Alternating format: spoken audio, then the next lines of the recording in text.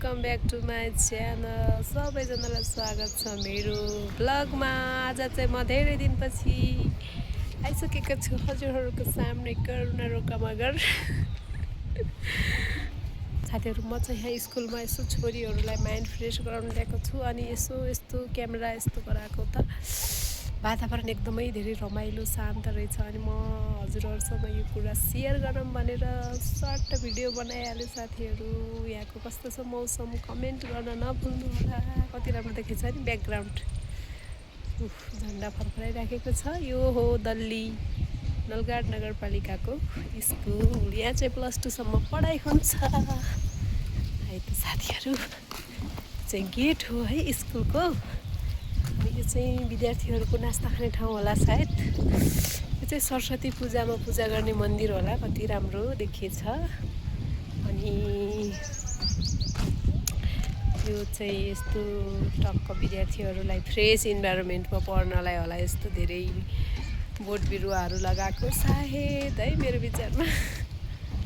यसको मन्दिरको साइडमा कति राम्रो फुलहरू फुलिराखेको छ अनि यिनीहरू पनि कति राम्रो देखिएछन्।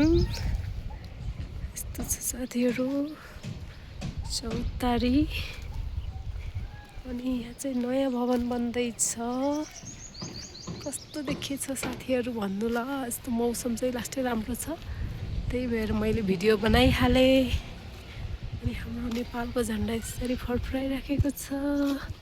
सबको झन्डा फडफडाएको साथीहरू नेपालको झन्डा फडफडाइराखेको छ। टक्क नेपालको झन्डामा म पनि आइहालौँ न। आज के पढाउने? A for apple. ल ए फर एप्पल पढाउनुहोस्। B for ball. C for cat. D for dog. E for elephant. यता अरे के खेल्दैछौ छोरी? ओ सानु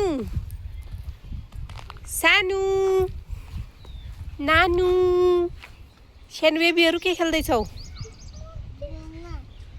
यिनीहरू चाहिँ ढुङ्गा खेल्दैछन्। ढुङ्गा ङ्याङे ङ्याङे बोल्न आउँदैन ङ्याङे।